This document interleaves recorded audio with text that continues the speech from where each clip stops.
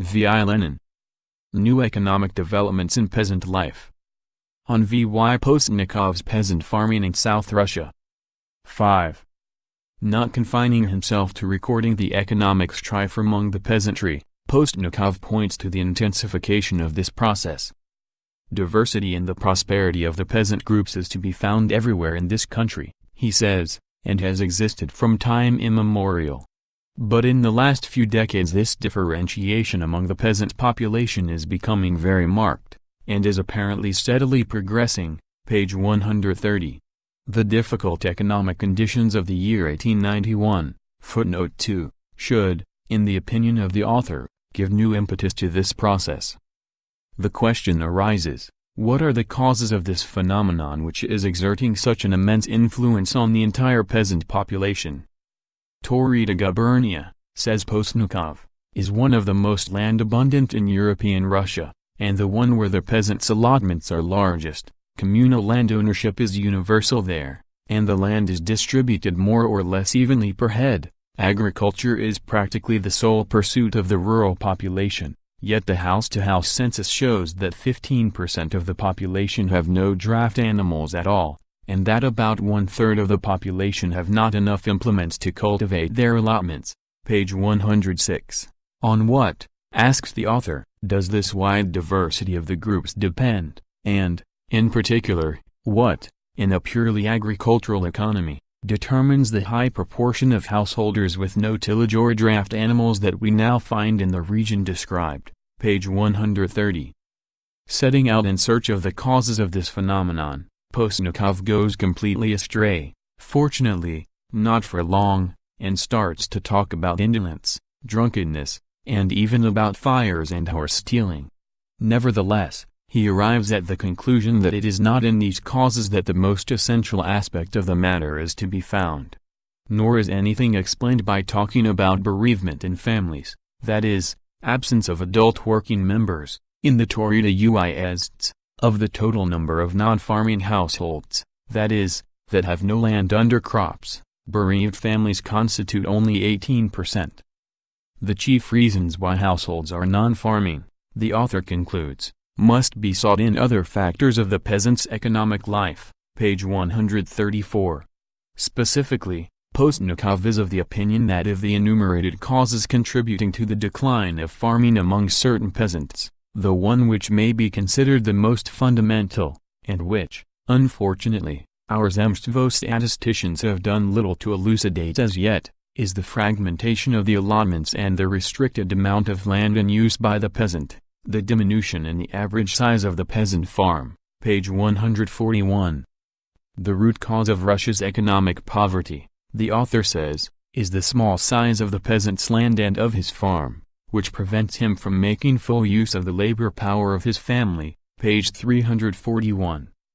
To explain this proposition, which Postnikov expresses very inaccurately, for he himself has established that the average size of peasant farm, 17 to 18 desatin's under crops, is sufficient to maintain a family in comfort, and that a general, wholesale description of the entire peasantry in terms of the size of the farm is impossible. It should be recalled that he has already established the general law that the productivity of peasant labor grows with the increase in the size of the farm. Full utilization of the family's labor power, and draft animals is achieved, according to his estimates, only in the top groups. In the Taurida UISTs, for example, only among the prosperous peasants, the vast majority of the population pick at the land unproductively, page 340, uselessly wasting a vast amount of effort.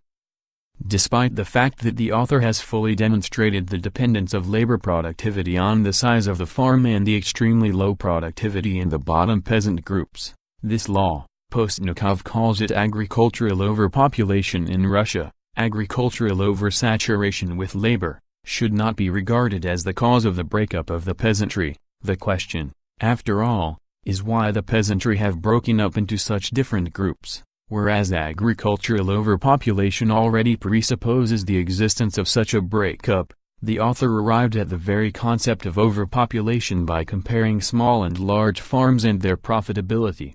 Hence, the question, on what does the wide diversity of the groups depend? cannot be answered by talking about agricultural overpopulation. This, apparently, Postnikov himself realized, but he did not set himself the definite aim of investigating the causes of the phenomenon, so that his observations suffer from a certain scrappiness. Side by side with incomplete and inaccurate points, we find true ideas.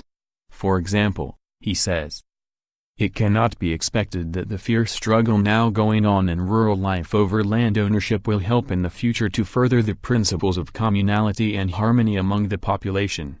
And this struggle is not a transitory one, the result of chance causes. In our view, it is not a struggle between communal traditions and the individualism that is developing in rural life, but a pure struggle of economic interests, which is bound to end fatally for one section of the population in view of the existing land poverty. Page 32.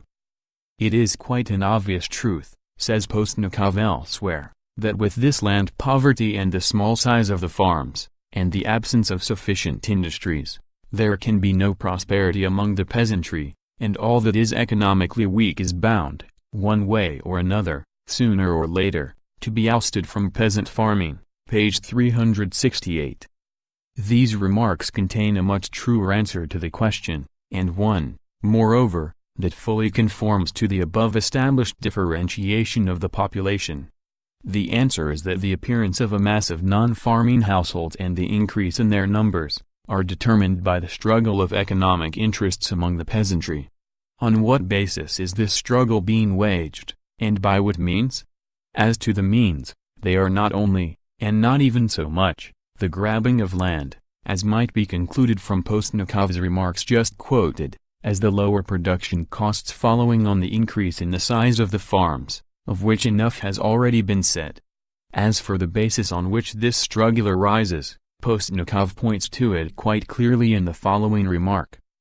There is a definite minimum of farm service area below which a peasant farm must not drop, because it would then become unprofitable, or even impossible to run.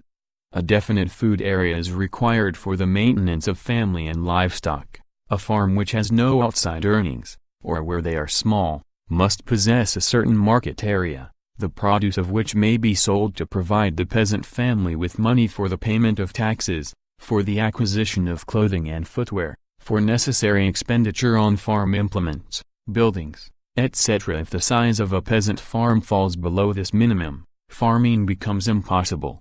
In such cases, the peasant will find it more profitable to give up farming and become a laborer, whose expenditure is more limited and whose needs can be more fully satisfied even with a smaller gross income. Page 141. If, on the one hand, a peasant finds it profitable to expand his sown area far beyond his own grain requirements, it is because he can sell his produce. If, on the other hand, a peasant finds it profitable to give up farming and become a laborer, it is because the satisfaction of the greater part of his needs entails cash expenditure, that is, sale. Footnote 1. And as, in selling his farm produce, he encounters a rival on the market with whom he cannot compete, the only thing left for him is to sell his labor power. In a word, the soil in which the above-described phenomena grow is production for sale. The fundamental cause of the struggle of economic interests arising among the peasantry is the existence of a system under which the market is the regulator of social production. Having concluded his description of the new economic developments in peasant life and his attempt to explain them, Postnikov goes on to outline practical measures to solve the agrarian problem. We shall not follow the author into this field, firstly, because it does not enter the plan of the present article, and, secondly, because this part of Postnikov's work is the weakest of all. This will be quite obvious if we recall that most of the contradictions and incomplete statements in the work were to be met with precisely when the author tried to explain economic processes, and unless these are fully and accurately explained, there can be no question of indicating any practical measures. Notes. 1. Cf. The data given above regarding the food and the commercial areas under crops, the income from only these areas goes to cover the needs of the farmer, and not of the farm, that is, represents income in the real sense, and not production costs. and also the data regarding the average cash expenditure of the Torida peasant in connection with the quantity of grain used for food, 2 chetverts per person of either sex.